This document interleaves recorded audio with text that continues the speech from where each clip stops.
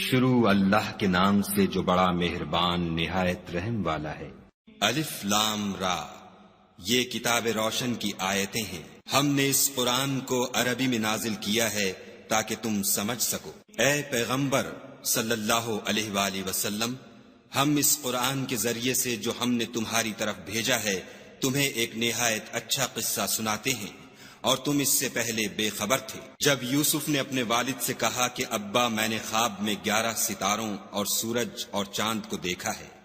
دیکھتا کیا ہوں کہ وہ مجھے سجدہ کر رہے ہیں۔ انہوں نے کہا کہ بیٹا اپنے خواب کا ذکر اپنے بھائیوں سے نہ کرنا، نہیں تو وہ تمہارے حق میں کوئی فریب کی چال چلیں گے۔ کچھ شک نہیں کہ شیطان انسان کا کھلا دشمن ہے، اور اسی طرح خدا تمہیں برگزیدہ و ممتاز کرے گا اور خواب کی باتوں کی تعبیر کا علم سکھائے گا، اور جس طرح اس نے اپنی نعمت پہلے تمہارے دادا پردادا ابراہیم اور اسحاق پر پوری کی تھی، اسی طرح تم پر اور اولاد یعقوب پر پوری کرے گا۔ بے شک تمہارا پروردگار سب کچھ جاننے والا اور حکمت والا ہے۔ ہاں، یوسف اور ان کے بھائیوں کے قصے میں پوچھنے والوں کے لیے بہت سی نشانیاں ہیں۔ جب انہوں نے آپس میں تذکرہ کیا کہ یوسف اور اس کا بھائی ابا کو ہم سے زیادہ پیارے ہیں، حالانکہ ہم جماعت کی جماعت ہیں، کچھ شک نہیں کہ ابا صریح غلطی پر ہیں، تو یوسف کو یا تو جان سے مار ڈالو یا کسی ملک میں پھینک آؤ، پھر ابا کی توجہ صرف تمہاری طرف ہو جائے گی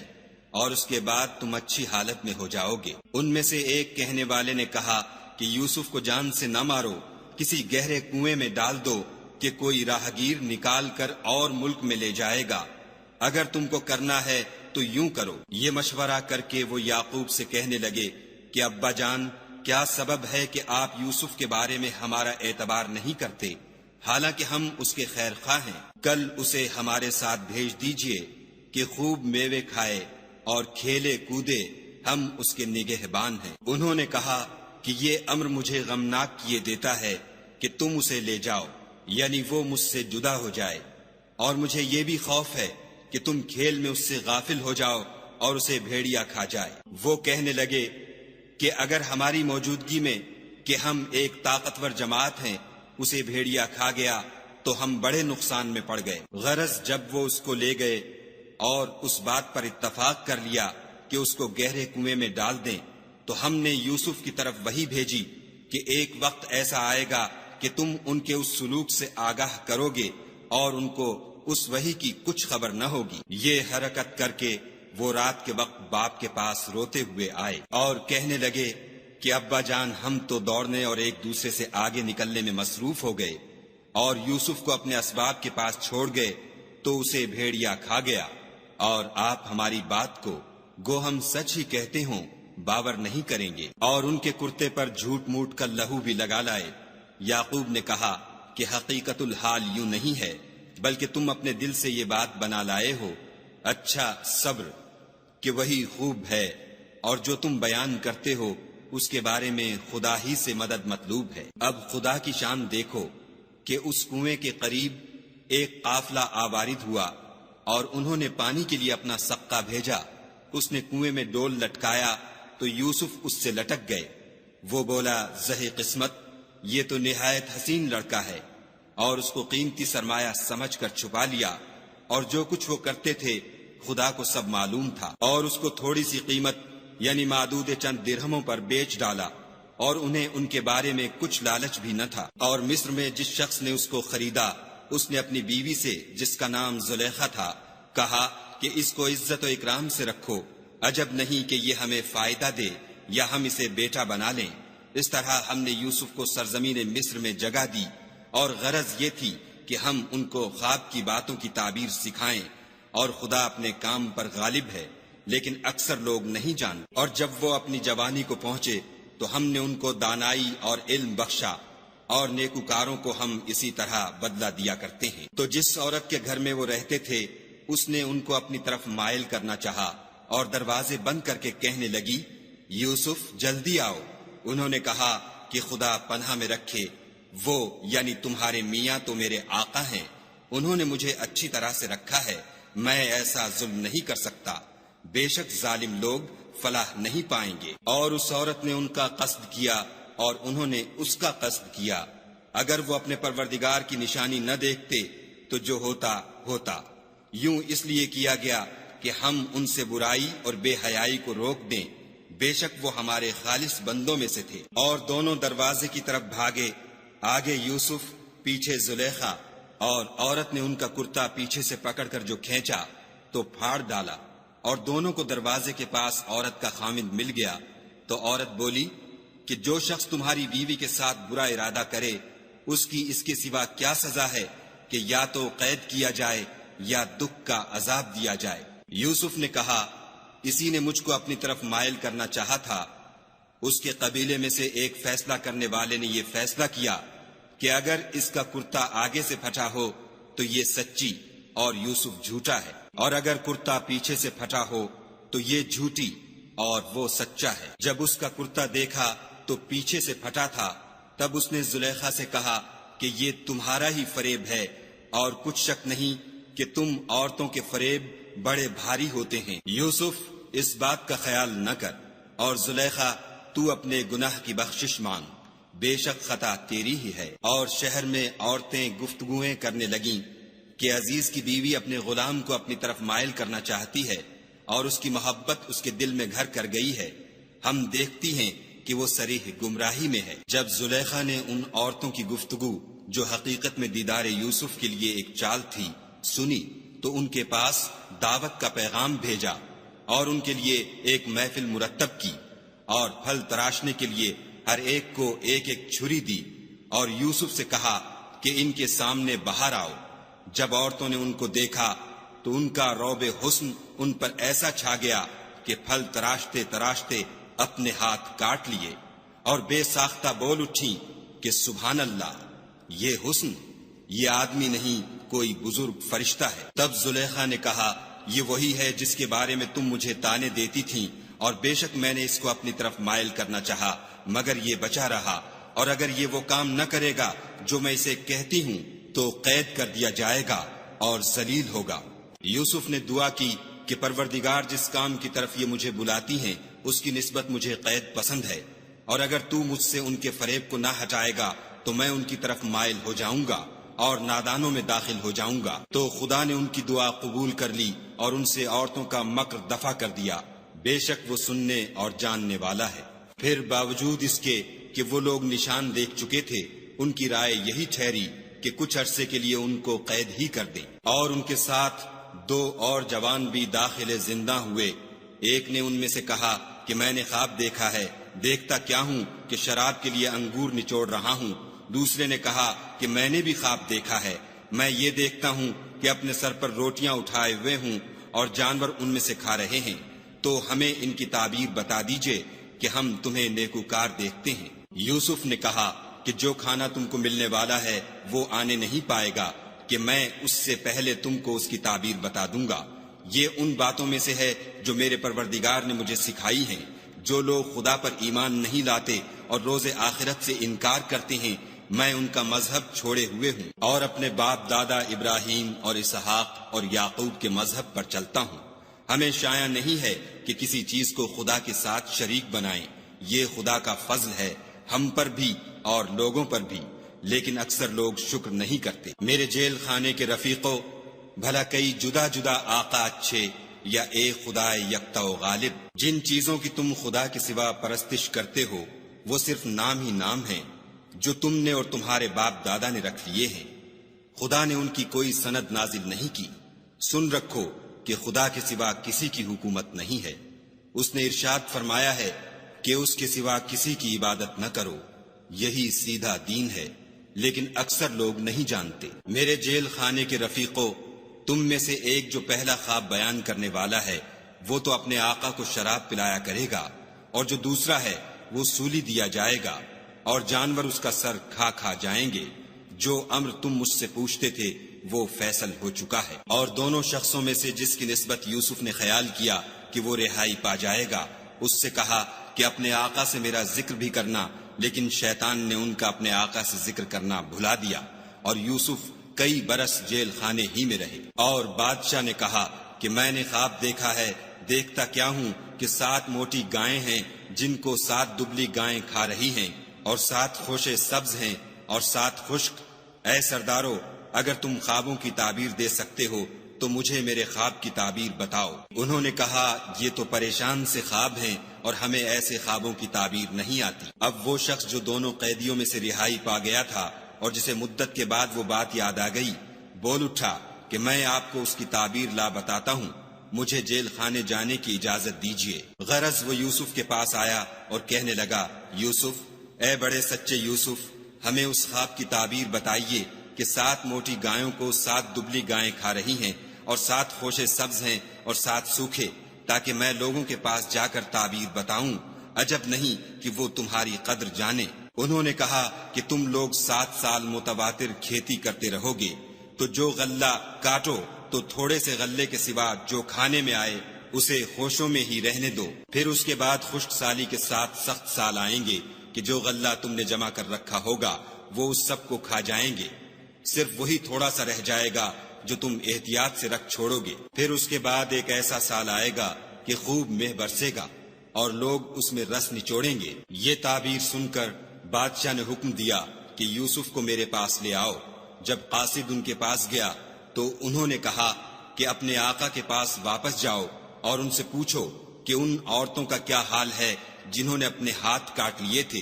بے شک میرا پروردگار ان کے مکروں سے خوب واقف ہے۔ بادشاہ نے عورتوں سے پوچھا کہ بھلا اس وقت کیا ہوا تھا جب تم نے یوسف کو اپنی طرف مائل کرنا چاہا؟ سب بول اٹھیں کہ حاشا للہ، ہم نے اس میں کوئی برائی معلوم نہیں کی۔ عزیز کی عورت نے کہا، اب سچی بات تو ظاہر ہو ہی گئی ہے، اصل یہ ہے کہ میں نے اس کو اپنی طرف مائل کرنا چاہا تھا اور وہ بے شک سچا ہے۔ یوسف نے کہا کہ میں نے یہ بات اس لیے پوچھی ہے کہ عزیز کو یقین ہو جائے کہ میں نے اس کی پیٹھ پیچھے اس کی امانت میں خیانت نہیں کی، اور خدا خیانت کرنے والوں کے مکروں کو رو براہ نہیں کرتا، اور میں اپنے تئیں پاک صاف نہیں کہتا، کیونکہ نفس امارہ انسان کو برائی ہی سکھاتا رہتا ہے، مگر یہ کہ میرا پروردگار رحم کرے، بے شک میرا پروردگار بخشنے والا مہربان ہے۔ بادشاہ نے حکم دیا کہ اسے میرے پاس لاؤ، میں اسے اپنا مصاحب خاص بناؤں گا۔ پھر جب ان سے گفتگو کی تو کہا کہ آج سے تم ہمارے ہاں صاحب منزلت اور صاحب اعتبار ہو۔ یوسف نے کہا، مجھے اس ملک کے خزانوں پر مقرر کر دیجئے، کیونکہ میں حفاظت بھی کر سکتا ہوں اور اس کام سے واقف ہوں۔ اس طرح ہم نے یوسف کو ملک مصر میں جگہ دی اور وہ اس ملک میں جہاں چاہتے تھے رہتے تھے۔ ہم اپنی رحمت جس پر چاہتے ہیں کرتے ہیں اور نیکوکاروں کے اجر کو ضائع نہیں کرتے، اور جو لوگ ایمان لائے اور ڈرتے رہے ان کے لیے آخرت کا اجر بہت بہتر ہے۔ اور یوسف کے بھائی کنعان سے مصر میں غلہ خریدنے کے لیے آئے تو یوسف کے پاس گئے تو یوسف نے ان کو پہچان لیا اور وہ ان کو نہ پہچان سکے۔ جب یوسف نے ان کے لیے ان کا سامان تیار کر دیا تو کہا کہ پھر آنا تو جو باپ کی طرف سے تمہارا ایک اور بھائی ہے اسے بھی میرے پاس لیتے آنا۔ کیا تم نہیں دیکھتے کہ میں ماپ بھی پوری پوری دیتا ہوں اور مہمانداری بھی خوب کرتا ہوں؟ اور اگر تم اسے میرے پاس نہ لاؤ گے تو نہ تمہیں میرے ہاں سے غلہ ملے گا اور نہ تم میرے پاس ہی آ سکو گے۔ انہوں نے کہا کہ ہم اس کے بارے میں اس کے والد سے تذکرہ کریں گے اور ہم یہ کام کر کے رہیں گے۔ اور یوسف نے اپنے خدام سے کہا کہ ان کا سرمایہ یعنی غلے کی قیمت ان کے شلیتوں میں رکھ دو، عجب نہیں کہ جب یہ اپنے اہل و عیال میں جائیں تو اسے پہچان لیں، اور عجب نہیں کہ یہ پھر یہاں آئیں۔ جب وہ اپنے باپ کے پاس واپس گئے تو کہنے لگے کہ ابا، جب تک ہم بنیامین کو ساتھ نہ لے جائیں ہمارے لیے غلے کی بندش کر دی گئی ہے، تو ہمارے ساتھ ہمارے بھائی کو بھیج دیجئے تاکہ ہم پھر غلہ لائیں اور ہم اس کے نگہبان ہیں۔ یعقوب نے کہا کہ میں اس کے بارے میں تمہارا اعتبار نہیں کرتا مگر ویسا ہی جیسا پہلے اس کے بھائی کے بارے میں کیا تھا، سو خدا ہی بہتر نگہبان ہے اور وہ سب سے زیادہ رحم کرنے والا ہے۔ اور جب انہوں نے اپنا اسباب کھولا تو دیکھا کہ ان کا سرمایہ واپس کر دیا گیا ہے۔ کہنے لگے، ابا ہمیں اور کیا چاہیے؟ دیکھیے یہ ہماری پونجی بھی ہمیں واپس کر دی گئی ہے، اور اب ہم اپنے اہل و عیال کے لیے پھر غلہ لائیں گے اور اپنے بھائی کی نگہبانی کریں گے، اور ایک بار شتر زیادہ لائیں گے کہ یہ غلہ جو ہم لائے ہیں تھوڑا ہے۔ یعقوب نے کہا کہ جب تک تم خدا کا عہد نہ دو کہ اس کو میرے پاس صحیح و سالم لے آؤ گے، میں اسے ہرگز تمہارے ساتھ نہیں بھیجنے کا، مگر یہ کہ تم گھیر لیے جاؤ یعنی بے بس ہو جاؤ تو مجبوری ہے۔ جب انہوں نے ان سے عہد کرایا تو یعقوب نے کہا کہ جو قول و قرار ہم کر رہے ہیں اس کا خدا ضامن ہے، اور ہدایت کی کہ بیٹا ایک ہی دروازے سے داخل نہ ہونا بلکہ جدا جدا دروازوں سے داخل ہونا، اور میں خدا کی تقدیر تو تم سے نہیں روک سکتا، بے شک حکم اسی کا ہے، میں اسی پر بھروسہ رکھتا ہوں، اور اہل توکل کو اسی پر بھروسہ رکھنا چاہیے۔ اور جب وہ ان مقامات سے داخل ہوئے جہاں جہاں سے داخل ہونے کے لیے باپ نے ان سے کہا تھا، تو وہ تدبیر خدا کے حکم کو ذرا بھی ٹال نہیں سکتی تھی۔ ہاں، وہ یعقوب کے دل کی خواہش تھی جو انہوں نے پوری کی تھی، اور بے شک وہ صاحب علم تھے، کیونکہ ہم نے ان کو علم سکھایا تھا، لیکن اکثر لوگ نہیں جانتے۔ اور جب وہ لوگ یوسف کے پاس پہنچے تو یوسف نے اپنے حقیقی بھائی کو اپنے پاس جگہ دی اور کہا کہ میں تمہارا بھائی ہوں، تو جو سلوک یہ ہمارے ساتھ کرتے رہے ہیں اس پر افسوس نہ کرنا۔ جب ان کا اسباب تیار کر دیا تو اپنے بھائی کے شلیتے میں گلاس رکھ دیا۔ پھر جب وہ آبادی سے باہر نکل گئے تو ایک پکارنے والے نے آواز دی کہ قافلے والو، تم تو چور ہو۔ وہ ان کی طرف متوجہ ہو کر کہنے لگے کہ تمہاری کیا چیز کھو گئی ہے؟ وہ بولے کہ بادشاہ کے پانی پینے کا گلاس کھو گیا ہے، اور جو شخص اس کو لے آئے اس کے لیے ایک بار شتر انعام، اور میں اس کا ضامن ہوں۔ وہ کہنے لگے کہ خدا کی قسم، تم کو معلوم ہے کہ ہم اس ملک میں اس لیے نہیں آئے کہ خرابی کریں، اور نہ ہم چوری کیا کرتے ہیں۔ بولے کہ اگر تم جھوٹے نکلے یعنی چوری ثابت ہوئی تو اس کی سزا کیا؟ انہوں نے کہا کہ اس کی سزا یہ کہ جس کے شلیتے میں وہ دستیاب ہو وہی اس کا بدل قرار دیا جائے، ہم ظالموں کو یہی سزا دیا کرتے ہیں۔ پھر یوسف نے اپنے بھائی کے شلیتے سے پہلے ان کے شلیتوں کو دیکھنا شروع کیا، پھر اپنے بھائی کے شلیتے میں سے اس کو نکال لیا۔ اس طرح ہم نے یوسف کے لیے تدبیر کی، ورنہ بادشاہ کے قانون کے مطابق وہ مشیت خدا کے سوا اپنے بھائی کو لے نہیں سکتے تھے۔ ہم جس کے چاہتے ہیں درجے بلند کرتے ہیں، اور ہر علم والے سے دوسرا علم والا بڑھ کر ہے۔ برادران یوسف نے کہا کہ اگر اس نے چوری کی ہو تو کچھ عجب نہیں کہ اس کے ایک بھائی نے بھی پہلے چوری کی تھی۔ یوسف نے اس بات کو اپنے دل میں مخفی رکھا اور ان پر ظاہر نہ ہونے دیا، اور کہا کہ تم بڑے بدقماش ہو، اور جو تم بیان کرتے ہو خدا اسے خوب جانتا ہے۔ وہ کہنے لگے کہ اے عزیز، اس کے والد بہت بوڑھے ہیں اور اس سے بہت محبت رکھتے ہیں، تو اس کو چھوڑ دیجئے اور اس کی جگہ ہم میں سے کسی کو رکھ لیجئے، ہم دیکھتے ہیں کہ آپ احسان کرنے والے ہیں۔ یوسف نے کہا کہ خدا پناہ میں رکھے کہ جس شخص کے پاس ہم نے اپنی چیز پائی ہے اس کے سوا کسی اور کو پکڑ لیں، ایسا کریں تو ہم بڑے بے انصاف ہیں۔ جب وہ اس سے نا امید ہو گئے تو الگ ہو کر صلاح کرنے لگے۔ سب سے بڑے نے کہا کیا تم نہیں جانتے کہ تمہارے والد نے تم سے خدا کا عہد لیا ہے، اور اس سے پہلے بھی تم یوسف کے بارے میں قصور کر چکے ہو، تو جب تک والد صاحب مجھے حکم نہ دیں میں تو اس جگہ سے ہلنے کا نہیں، یا خدا میرے لیے کوئی اور تدبیر کرے،